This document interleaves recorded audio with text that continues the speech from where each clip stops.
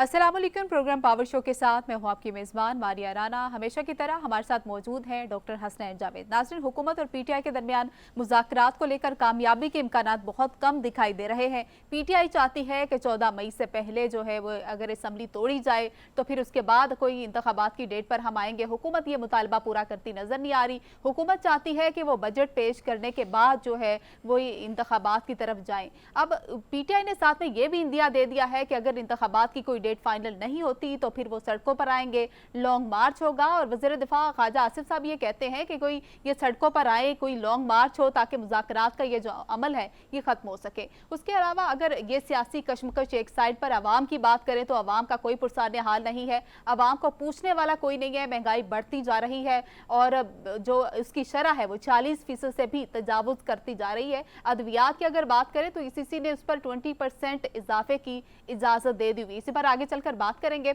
अभी हमें प्रोग्राम में ज्वाइन किया है रहनुमा पीटीआई जमशेद इकबाल चीमा साहब हमारे साथ मौजूद हैं। सर, वेलकम कहेंगे आपको शो में। जी, thank you very much. Sir, Imran Khan sahab कहते हैं कि 14 मई तक अगर असम्बलियां तहलील करते हैं, ये तोड़ते हैं असम्बली, कौमी असम्बली जो है, उसके बाद वो एक दिन पर इंतखाबात करवाने के लिए वो राजी हो जाएंगे। लेकिन उधर देखते हैं कि इलेक्शन कमीशन ने इंतखाबी अमल जो वो कर रहे थे वो भी रोक दिया क्योंकि फंड्स की अदम फ्राहमी की वजह से।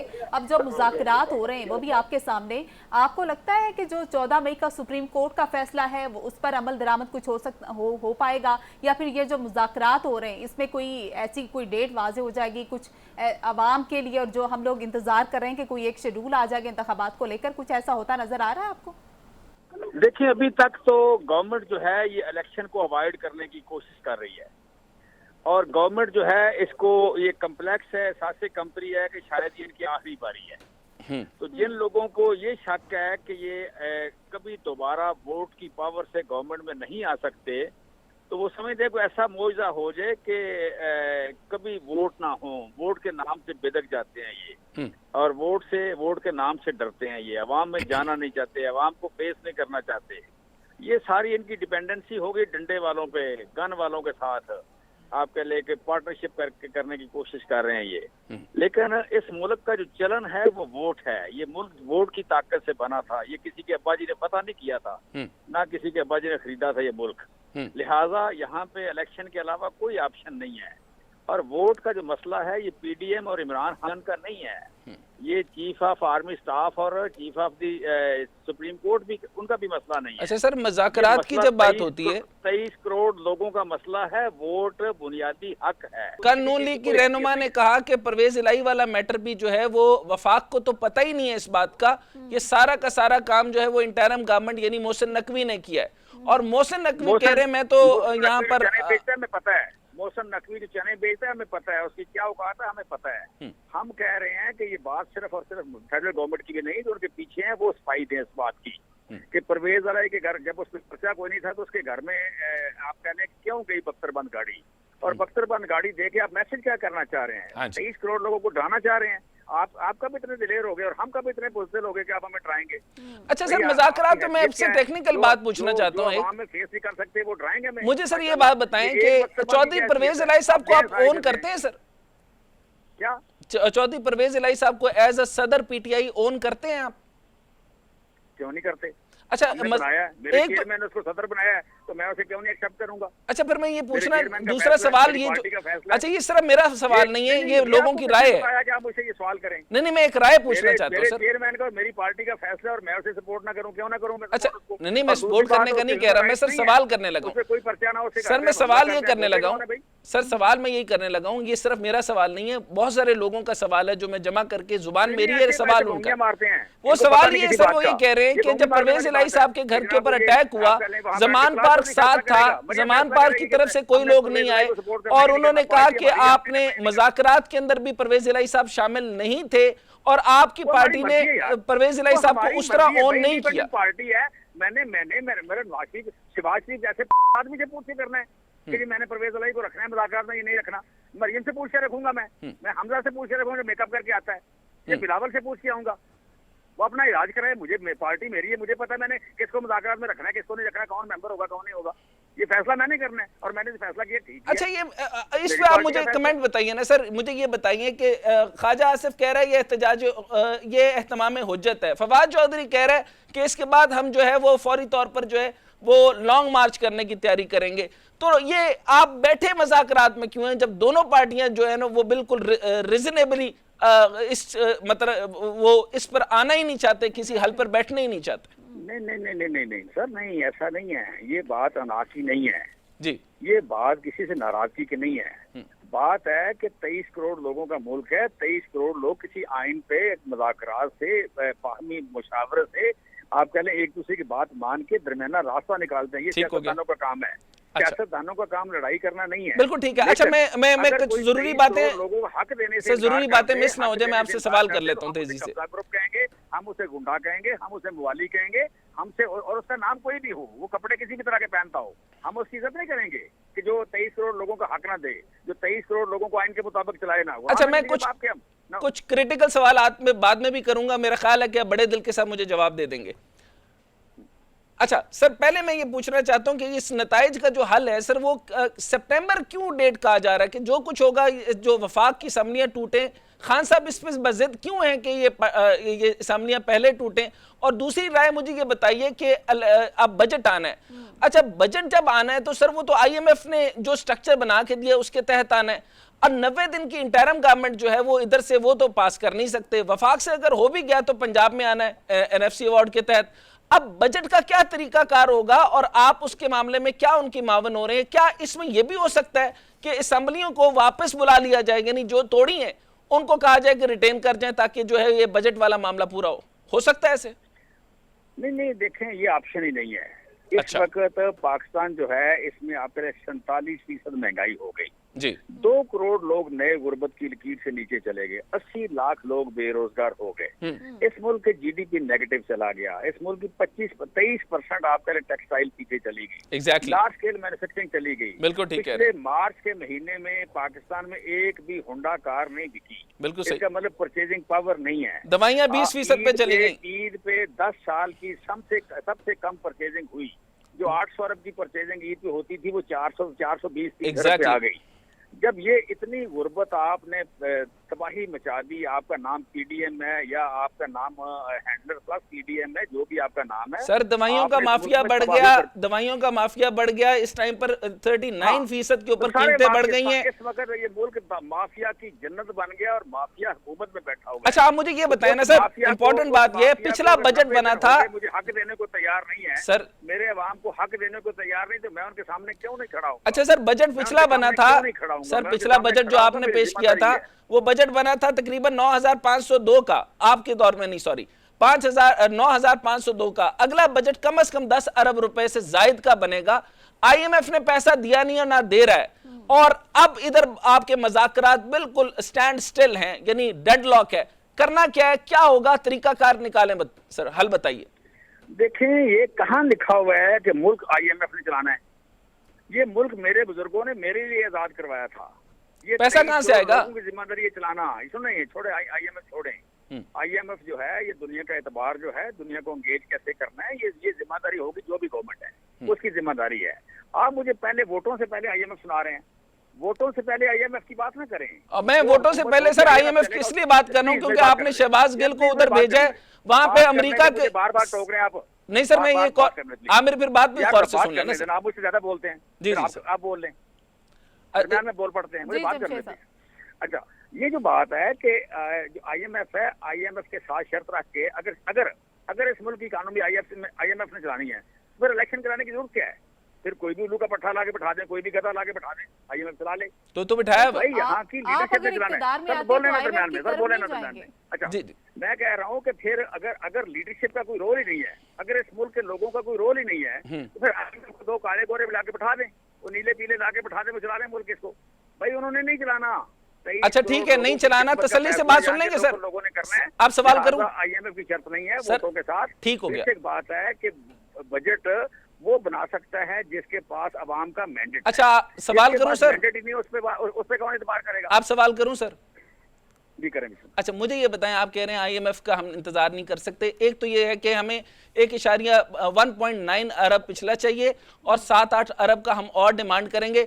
अच्छा इस मैटर को अभी यहाँ रोक लें सर। आपने शहबाज गिल भेजा और वहां पर आप वजीर खारजा अमेरिका के जो है वहां पे मिन्नत समाजत के लिए भेजे, आप लॉबिंग कर रहे हैं अमेरिका से और खान साहब की तरफ से दोबारा अमेरिका की रिक्वेस्ट कर रहे हैं, तो एब्सोल्युटली नॉट क्यों कहा था और आप कह रहे हैं आईएमएफ नहीं चाहिए? आईएमएफ का तो आपके सारे के सारे शौकत तरीन साहब के साथ मेरी 1-on-1 डिस्कशन क्लियरली हुई है, आईएमएफ के बगैर तो गुजारा ही नहीं है सर। शौकत तरीन साहब की क्या बात हुई और क्या नहीं हुई, मैं बता रहा हूं कि बेसिकली जो भी लीडरशिप होगी, जिसको मैंडेट मिलेगा, वो क्या मुज़ाकरात करता है, उसे 4-4.5 अरब डॉलर या 8 अरब डॉलर या 1.9 अरब डॉलर कैसे मैनेज करें, उसकी जिम्मेदारी है। आप और मैं फिक्रें देने वाले कौन होते हैं? आज तक हम कह रहे हैं कि आप हमें हुकूमत दें, हमें मैंडेट मिलेगा तो हम हुकूमत लेंगे। हमें नहीं पता कि हमने डिफॉल्ट नहीं करना, हमें नहीं पता कि हमने पैसे कैसे अरेंज करने हैं, हमें नहीं पता कि इस मुल्क को हमने अफ्लोड कैसे रखना है, इकोनॉमिकली वायबल कैसे करना है, हमें नहीं पता कि लोगों को आप कह रहे कैसे हमने लेके चलना है। भाई हमें पता है इस बात का। नहीं तो वही तो पूछ रहा हूँ ना, आप भी ये कह रहे हैं कि आईएमएफ की जरूरत नहीं है। सिंपल सुने बात है, पिछले साल आज की डेट में 2.5 अरब डॉलर की एक्सपोर्ट ज्यादा थी, 2.5 अरब डॉलर ही आपकी फॉरेन रेमिटेंस ज्यादा थी, 1.5 अरब डॉलर आपकी फॉरेन डायरेक्ट इन्वेस्टमेंट ज्यादा थी। ये कितना बन गया? 6.5 अरब डॉलर। 6.5 अरब डॉलर पहले 9 महीनों में ज्यादा था। अब आप सारी दुनिया से जाके मांग के लाएं भिखारियों की तरह, जूते पॉलिश करके लाएं, फिर भी आपको 6.5 अरब डॉलर देने को तो सर खान साहब देने जाते होते थे अपनी आमदन से, मुल्क अपनी आमदन से चलते हैं सर। खान अपने मुल्क को अफ्लोट रखना है। सर खान साहब पूरी दुनिया को बांटने जाते थे जी सर, खान साहब पूरी दुनिया को बांटने जाते थे, जाहिर सी बात है आईएमएफ से मांगने ही जाते थे।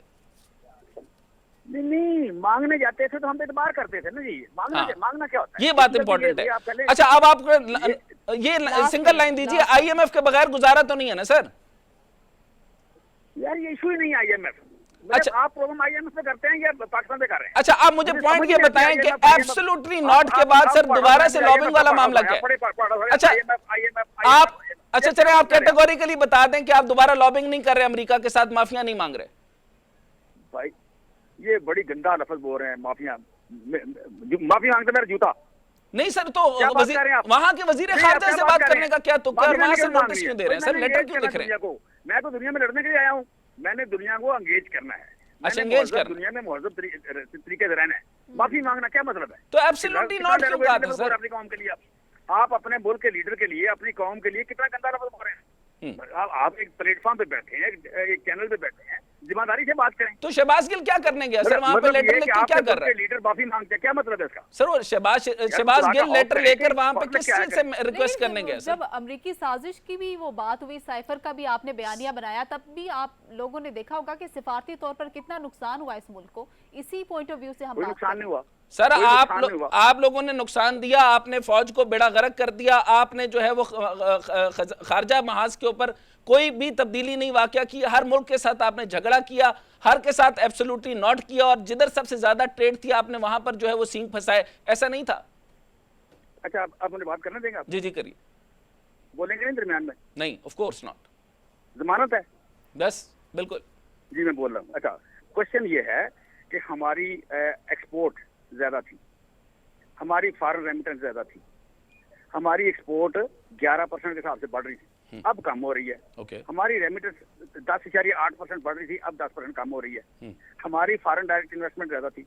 अगर हम खारजा महाज पे इतने निकम्मे थे तो आज से 22 या 23% आगे क्यों थे हमारे तरह? अगर हम 22-23% आगे थे, सारी दुनिया हमसे नाराज थी, सारी दुनिया हमें पसंद नहीं करती थी और हम 22-23% का विद्रोह कर रहे थे। यार आप थोड़ा सा फिगर को देख के बात करें। आपको किसी ने चेक पकड़ा दिया, आप बोलते जा रहे हैं। देखिए खुदा का मेरे पे पर्सनल कमेंट मत कीजिए सर। लफ्जों की बात है, फिगर्स की। ये जो फिक्रे हैं, ये जो स्टेटमेंट्स हैं, ये स्टेटमेंट का मतलब नहीं है। इन स्टेटमेंट सारी की सारी रबश है। बात है फिगर की। फिगर ये है कि मेरा मुल्क 12%। तो कितना कर्जा देना है सर टोटल, जरा बताइएगा मुझे, और आपके पास क्या प्लान है उसको वापस करने का? किसको? टोटल आपके पास कर्जा जात कितने, आपने देना कितने, आपने एक्सपोर्ट बेस कितना बनाया, आपने 9 इकोनॉमिक जोन्स कितने बनाए थे, आपने सी पैक का क्या किया, आपने 9 इकोनॉमिक जोन में से 4 इकोनॉमिक जोन बिल्कुल खाली रखे, उस दर्जे के अंदर भी जो export licensing sir Abdul Razak Dawood साहब ने किया। सर आप झूठ बोल रहे हैं, मेरे पास इसके अलावा कोई चारा नहीं बचता कि मैं झूठ बोल। सर 9 इकोनॉमिक जोन में से आपने कितना काम किया बताइएगा मुझे जी? 9 इकोनॉमिक जोन में से आपने कितना काम किएगा, मुझे एग्जैक्टली नंबर्स में बता दीजिए। अच्छा सुन लेना जरा, सुन लेना। मैं कह रहा हूँ कि मेरी जो ऑटो इंडस्ट्री थी वो 70% बढ़ रही थी मेरे मुल्क में। मैं इकोनॉमिक जोन की बात कर रहा हूँ, आप लार्ज स्केल मैन्युफैक्चरिंग की बात कर रहे हैं। वो तो माफिया का सिस्टम है ना सर। आप लोगों ने उस जमाने में जैसे मोटरसाइकिल की हमें जरूरत ही नहीं थी, आपने दबादब मोटरसाइकिल बनवाई, आपने जावेद अफरीदी को अंडर लाइसेंसिंग करवाई, ऐसा नहीं था? आप तो जाके औरतों से लड़ाई करोगे जाके। सर जावेद अफरीदी को आपने अंडर लाइसेंसिंग नहीं करवाई थी? अच्छा अब हल की तरफ आई है ना सर, मुज़ाकरात के बाद आप करेंगे क्या? हदम बर्दाश्त का ये लेवल है तो आगे जब हुकूमत आएगी तो फिर क्या हालात होंगे। और जमशेद इकबाल चीमा रहनुमा पीटीआई हमारे साथ मौजूद है। एक शॉर्ट ब्रेक लेंगे, ब्रेक के बाद वापस आएंगे, हमारे साथ रहेंगे। ब्रेक के बाद खुशामदीद नाज़रीन। बैरिस्टर आमिर हसन साहब जो कि रहनुमा पीपल्स पार्टी, उन्होंने हमें ज्वाइन किया है। सर बहुत शुक्रिया आपके वक्त का।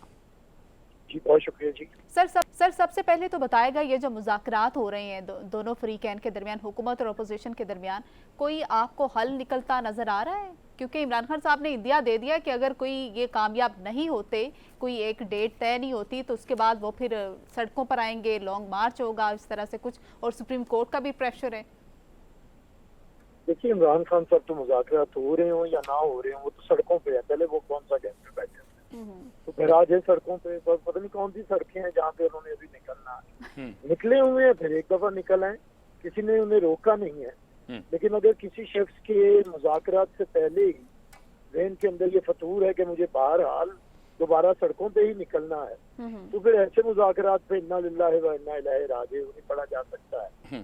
अगर मुज़ाकरात करने वाले को अपने मुज़ाकरात के हुनर के ऊपर यकीन ही नहीं, तो फिर उसी के तो इसका मतलब है वो लड़ाई चाहता है। तो यही तो इमरान खान के ऊपर जो सर्टिफिकेट उन्हें मिला है वो फितना फसाद का है, तो वो कर रहे हैं। हमारी कोशिश है, क्योंकि हम सियासतदान है, बहरहाल हम कोई साबका खिलाड़ी नहीं है, तो पॉलिटिशियन के पास तो गुर ही मुज़ाकरात है, गुफ्तगू है। अच्छा सर मुज़ाकरात के हवाले से निकलना, हमने तो पार्लियामेंट में बैठना। अच्छा सर मुज़ाकरात के हवाले से मुबारक, मुज़ाकरात के हवाले से मैं ये पूछना चाहूँगा कि जो मुज़ाकरात की टेबल है उसके अंदर से सर मुझे आपको क्रेडिट देना चाहिए। पीपल्स पार्टी तो बहुत अच्छे तरीके से मुज़ाकरात में, यूसुफ रज़ा गिलानी साहब बहुत मुस्तहकम मिजाज के साथ उसको जो है वो कर रहे हैं, लेकिन उसमें मौलाना फजल रहमान साहब के लोग नहीं हैं। नून लीग की तरफ से आ रहा है कि ये एहतमाम हुज्जत है और ये बस वैसे ही हो रहे हैं मुज़ाकरात, इसका कुछ नतीजा नहीं है। ख्वाजा आसिफ साहब ने कहा है, किसी आम आदमी ने भी नहीं कहा, उन्होंने कहा ये एहतमाम हुज्जत है, इससे फ़र्क कोई नहीं पड़ेगा। तो अगर सर ये फैसला होना ही नहीं है तो ये किस लिए मुज़ाकरात हो रहे हैं? डॉक्टर साहब आपके क्वेश्चन आपने बड़ा अच्छे तरीके से उठाया है, लेकिन उसी के अंदर खुद से एक तज्जिया भी किया है। अगर पीपल्स पार्टी को ये क्रेडिट है कि हम लोग मुज़ाकरात की मेज के ऊपर लेके आए हैं, तो फिर मेरे ख्याल से इमरान खान को इसके ऊपर यकीन रखना चाहिए। हमने अगर सबको इस पे कायल किया है, मुज़ाकरात पे बैठे हैं, तो मुज़ाकरात का हल क्यों नहीं निकलता? हमने तो हमेशा से, हमारा एक तरीक़ाकार है पाकिस्तान पीपल्स पार्टी का, कि हमने तो पहले मुल्ला सूफी मोहम्मद से भी मुज़ाकरात किए थे, और अच्छा, उसके बाद जब कोई मुज़ाकरात थे तो मुज़ाकरात, देखिए दहशत गर्दों से भी पहले मुज़ाकरात। अच्छा मुज़ाकरात से मुतल्लिक सर मैं पूछना चाहूंगा कि बुनियादी एजेंडा क्या है मुज़ाकरात का? मुज़ाकरात का एजेंडा ये है कि मुल्क के अंदर जो पॉलिटिकल इंस्टेबिलिटी है जी, उसे कैसे कंट्रोल किया जाए। देखिए आप एक फ्रेजाइल इकोनॉमी रखते हैं, आप कोई इतने तगड़े नहीं है। भले वो इमरान खान की हुकूमत थी, आज शहबाज शरीफ की हुकूमत है, या मियां नवाज शरीफ की हुकूमत थी, या पाकिस्तान पीपल्स पार्टी की हुकूमत थी। हम एक फ्रेजाइल इकोनॉमी रखते हैं, झूठ हम जितना मर्जी बोलते हैं, हमारा सारा काम कर्ज की नहर पे चल रहा है। तो एक फ्रेजाइल इकोनॉमी को सूट नहीं करती है पॉलिटिकल इंस्टेबिलिटी। ठीक है, तो मैं समझता हूँ कि पीपल्स पार्टी इस चीज को समझती है। एग्जैक्टली, क्योंकि ये सारे लोग शौकिया सियासतदान हैं। बिल्कुल हम लोग सर दे के सरदार बने हुए हैं ना। हमने ये मुल्क को आइन दिया है, हमने मुल्क को एडमिट प्रोग्राम दिया है, हमने मुल्क को CPEC दिया है, हमने मुल्क को बेनजीर इनकम सपोर्ट प्रोग्राम दिया है, लेकिन ये देते देते हमें सर कटवाने पड़े हैं, लाशें उठाने पड़े हैं, फांसियां झूलनी पड़ी हैं, सीने पे गोलियां खानी पड़ी हैं। अच्छा, तो इनके लिए तो मजाक है ना सड़कों पे निकलना। इजाजत दो तो सवाल करो। कैसे निकला जाता है? बैरिस्टर साहब इजाजत हो तो सवाल करता हूँ। जी जी डॉक्टर साहब। अच्छा, अब ये फरमाइएगा कि आप तो कंसेंसस हैं और आप कहते हैं कि सोच समझ के तरीकाकार के साथ, और बिल्कुल आपकी बात दुरुस्त है, मईशत की जो हालात है वो बिल्कुल ठीक नहीं है।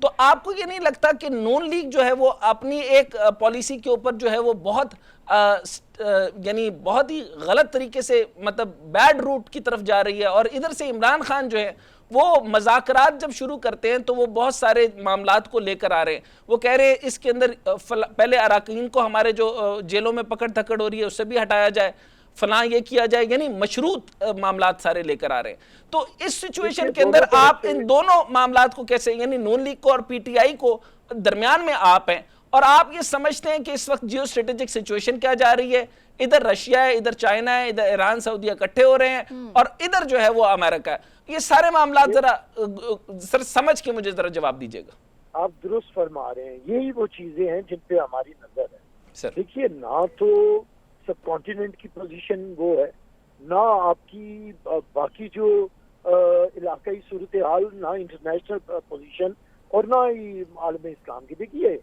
आपको टेबल पे बैठना पड़ता है। पीपल्स पार्टी समझती है कि जब तक हम मुल्क से मजबूत नहीं होंगे, हमारे साथ हमारे दोस्त ममालिक भी नहीं चलेंगे। देखिए, हम सी पैक्ट साइन करके मियां साहब की गवर्नमेंट हमारे साथ चली, उसका फायदा हुआ, उन्हें मिला, उनकी गवर्नमेंट को भी क्रेडिट मिला, लोड शेडिंग खत्म हुई।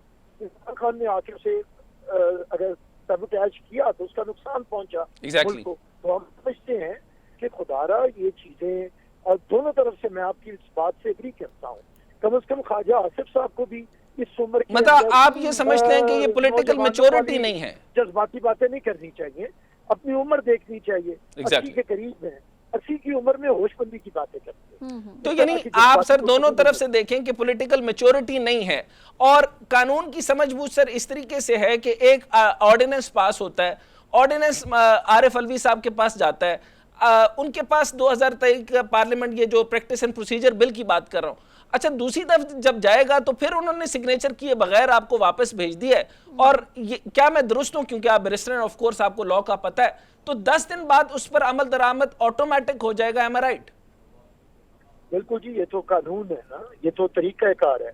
देखिए, जिस तरह कोई भी पार्लियामेंट सुप्रीम कोर्ट को लॉ की इंप्लीकेशन से नहीं रोक सकती है, इसी तरह कोई भी सुप्रीम कोर्ट, बल्कि सुपर सुप्रीम कोर्ट भी कोई आ जाए तो वो लेजिस्लेचर को लेजिस्लेशन के हाथ से नहीं रोक सकती। एग्जैक्टली। तो बाकी सदर अलवी बदकिस्मती है, 5 साल रहे हैं, लेकिन वो प्रेसिडेंट नहीं लगे, वो प्रेसिडेंटिस्ट ही रहे। इस वजह से उन्होंने आज तक कोई मोतबर किरदार अदा नहीं किया। अच्छा, अब सदर अलवी साहब का सर, अब मज़ाकरात की मैटर में मैं 2 सवाल आपसे करने लगा हूं।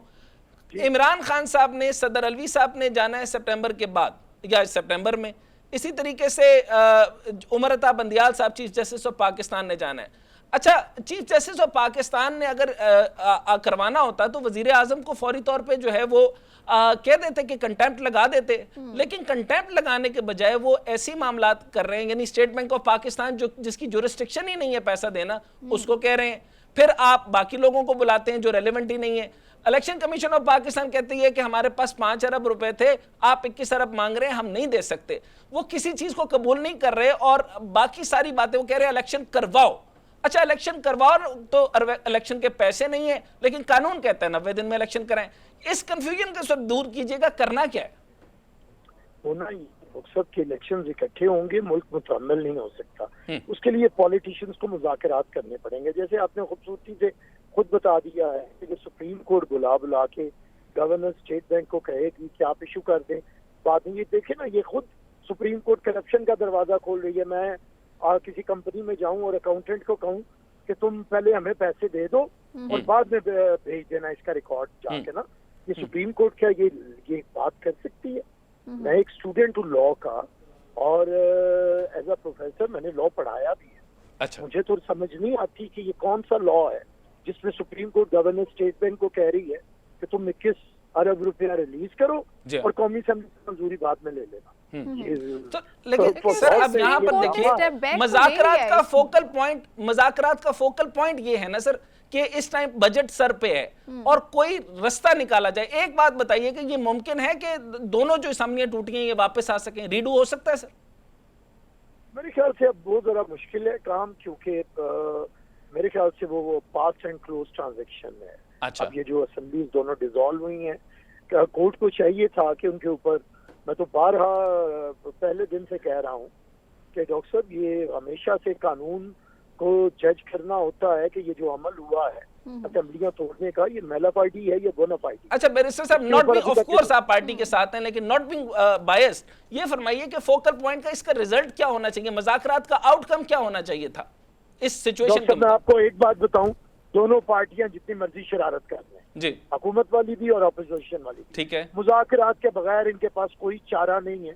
जलील होंगे, रुसवा होंगे और थू थू करवाएंगे जो भी मुज़ाकरात से तोड़ेगा। इलेक्शन होने हैं, वो अक्टूबर में हो, सितंबर में हो या अगस्त में हो। अब ये अगर इज्जत से करवाते हैं तो अच्छी बात है।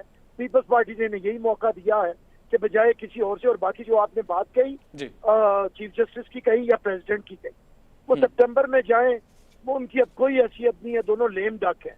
वो कहते हैं ना, वो कब का जा चुका है सदाएं उसे ना दो। ना अलवी साहब की कोई हैसियत है, और मुझे कह लेने दीजिए ना बंदियाल साहब की अब कोई हैसियत है। इनके महीने महीने दो हैं, फेयरवेल पार्टीज उड़ाए, ये कोई असरअंदाज नहीं हो सकते इलेक्शन के पॉइंट हमारे साथ मौजूद थे, अपनी राय का इजहार कर रहे थे। एक ब्रेक लेंगे, ब्रेक के बाद वापस आते हैं। ब्रेक के बाद खुशामदीद नाज़रीन। सेनेटर गौस खान न्याजी, रहनुमा मुस्लिम लीग नून, उन्होंने हमें ज्वाइन किया है। सर वेलकम कहेंगे आपको शो में। जी थैंक यू, बहुत शुक्रिया आपका जी। सर बैरिस्टर आमिर हसन साहब हमारे साथ अभी मौजूद थे और कह रहे थे कि इंतखाबात होना जो है वो ज़रूरी है, जो इंतखाबात नहीं करवाएगी पार्टी उसके ऊपर थू थू होगी। ये उन्होंने अभी कुछ देर पहले आपसे वो बात कर रहे थे, और साथ में उन्होंने ये भी कहा कि ख्वाजा आसिफ साहब को इंतखाबात को लेकर, मुज़ाकरात को लेकर सोच समझ कर जो है वो बयान देना चाहिए। तो आपको नहीं लगता कि मुस्लिम लीग नून को इस तरह की वजारतें दी गई जिसमें अवाम को उनको जाकर ज़्यादा जवाब देना पड़ता है? पॉलिसीज़ में सारी जमातों का इत्तेहाद है, फ़ायदा तमाम जमातें ले रही है, लेकिन सबसे ज्यादा तनकीद जो है वो नून लीग के ऊपर हो रही है। अभी भी अगर इसके ऊपर कोर्ट का कोई ऑर्डर आता है तो उसमें वज़ीर आज़म नाहिल होंगे, इनका क्या जाएगा? जरदारी साहब ने तो ये भी कह दिया है कि इत्तेहाद जो है वो एक मजबूरी है। किस तरह से देखते हैं, कोई इख्तिलाफात है अंदर इत्तेहादी जमातों में? जी बिस्मिल्लाहिर्रहमानिर्रहीम, शुक्रिया आपने बात करने का मौका दिया। इंतखाबात इंशाल्लाह होंगे, इंतखाबात से कोई नहीं भाग रहा, सिर्फ टाइमिंग का मसला है जी। दो चीज़ें हम चाहते हैं कि इंतखाबात इकट्ठे हों, और एक आईनी और कानूनी ज़रूरत है। दूसरा ये है कि इलेक्शन जो है जब कौमी असम्बली की मुद्दत पूरी हो तो अक्टूबर में इलेक्शन हो जाए, बात इस पर चल रही है। लेकिन चूँकि PTI पर ज़िद है तो हमारी तरफ से कुछ लचक दिखाई गई कि ठीक है जी, आप इतनी को आपको जल्दी है तो सितंबर में कर लेते हैं, सितंबर के आखिर में कर लेते हैं। तो मेरे ख्याल में कोई ना कोई हल निकल आएगा, हम इलेक्शन से भाग नहीं रहे। बाकी जो मुज़ाकरात हो रहे हैं, अगर कोई मुज़ाकराती टीम का मेंबर या पार्टी सरबराह शहबाज साहब बयान दें, फिर उनकी तो कोई इस वक्त वैल्यू होगी। अगर कोई और देता है तो जाहिर हर की अपनी एक बड़ी पार्टी है, हर एक की अपनी राय है, तो मेरे ख्याल में उनको नहीं देखना चाहिए, उस पर उसको नज़रअंदाज करना चाहिए। और जो शहबाज साहब या मुज़ाकराती टीम अगर कोई स्टेटमेंट देती है तो फिर उस पर कोई वजन होगा। कल पता होगा कि परसों परवेज इलाही साहब के साथ जो हुआ, तो कल इसहाक डार साहब ने PTI के जो वाइस चेयरमैन है उनसे रब्ता किया कि इसमें वफाकी हुकूमत का कोई लेना देना नहीं है, हम मुज़ाकरात के लिए जो है वो हमारी तरफ से। अच्छा सर, ये शराइत के हवाले से बताइएगा कि कहा जाता है कि मुज़ाकरात जो होते हैं वो गैर मशरूत होते हैं, लेकिन खान साहब की तरफ से चंद शराइत ये हैं कि एक तो उनके अराकीन जो हैं वो जो जेलों में डाले जा रहे हैं उनको ना डाला जाए, और दूसरी ये बात की गई है कि आपको जुलाई तक पहले असम्बलियाँ तहलील करनी चाहिए वफाक में से, तब ये एक दिन इलेक्शन के ऊपर बात होगी। आपको लगता है कि ये लॉजिकल बात है? अभी तो मेरे ख्याल में प्रोसेस शुरू है, खान साहब का एक विजन थोड़ा सा है। अब देखो ना, मई से अब जुलाई की बात हो रही है, तो खान साहब लचक दिखाई है जी।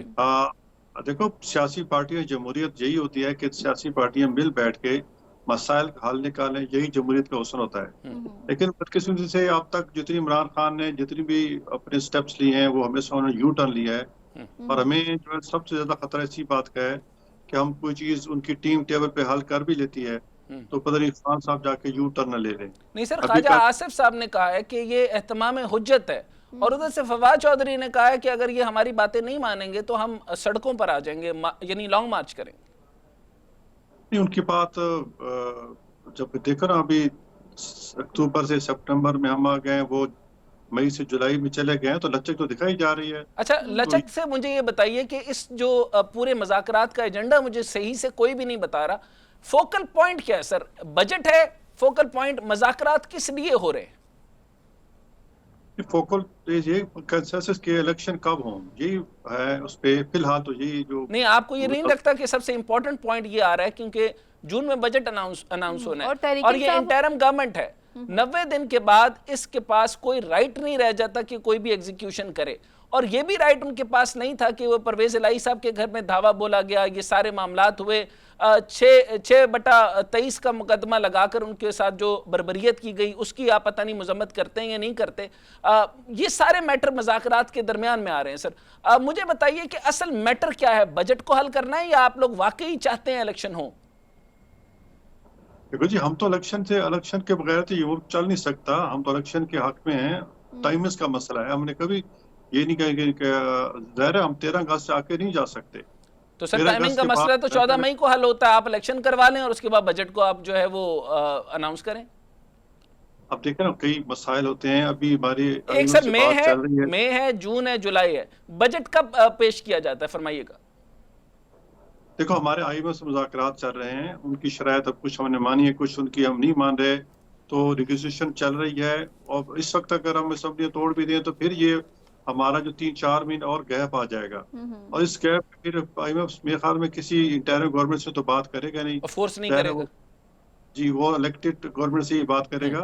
तो हम चाहते हैं कि कम से कम इतना हम जो मुआशी जो हमारी सूरत हाल है, इतना हम बजट बना जाएं ताकि इलेक्शन हो सके, 4-5 महीने पाकिस्तान की मईशत को सहारा मिल सके और आगे चल सके। ये मेन मसला है। अच्छा चलें, अब मैं टाइम के साथ चलता हूं सर, आप जरा मेरी बात जरा इत्मीनान से सुनिएगा। करेंसी की कदर में कमी हो गई सर, सब्सिडीज में वापसी, और जितनी सब्सिडीज दी गई हैं उन्होंने कहा वापस ले लें।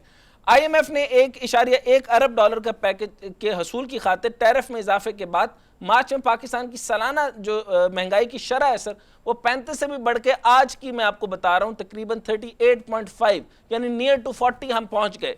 इससे आप समझ रहे हैं कि गरीब की तमाम तर अशिया जो हैं वो 8 गुना बढ़ गई, यानी खान साहब के दौर से। इसलिए वो कंपैरिजन मुसलसल कर रहे हैं कि हमने तो $16 अरब छोड़े थे, आपने 2.9 कर दिए। आपको लगता नहीं है कि सर जो इसहाक डार साहब है मुकम्मल तौर पे फेल हो गए हैं? वैसे उनको तो पहले मुस्ताफी हो जाना चाहिए ताकि जो है वो IMF को हौसला पकड़े। IMF तो उनकी बात सुनना ही नहीं चाह रहा, रतन पोर्टर ने उनसे बात करने के लिए बिल्कुल मना कर दिया।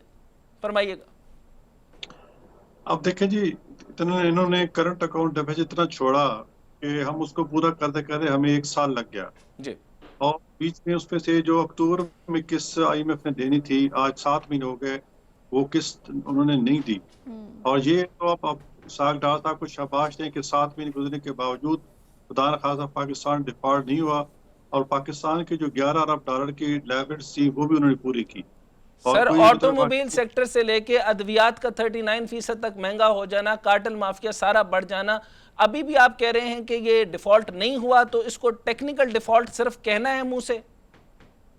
कुछ चीजें ऐसी हैं, उसमें मैं 2 चीजें हैं इसमें। एक तो इंटरनेशनल तौर पर महंगाई का फिनोमेना है जी सर। देखो, सऊदी अरब जैसे मुल्क जहाँ मईशत इतनी मजबूत है, मैं पिछले दिन उम्र पे गया था तो वहाँ मैंने हालात देखे, वहाँ तो 4 गुना 5 गुना रेट्स बढ़े हुए हैं, और पिछले 5-6 महीने में हालांकि उनको तो किसी चीज की कमी नहीं है, उनके पास तेल के ज़खायर हैं और उनकी इकानमी अच्छी है, इसके बावजूद महंगाई है। मुस्लिम लीग नून हमारे साथ मौजूद थे, मुज़ाकरात के हवाले से और ओवरऑल जो इकोनॉमिकल सिचुएशन है उसके हवाले से वो बात कर रहे थे। अब मंगल को फाइनल राउंड है, देखते हैं कि क्या नतीजा निकलता है। इसी के साथ ही मुझे डॉक्टर साहब को इजाजत दीजिए, अपना बहुत सारा ख्याल रखिएगा, खुदा हाफिज़।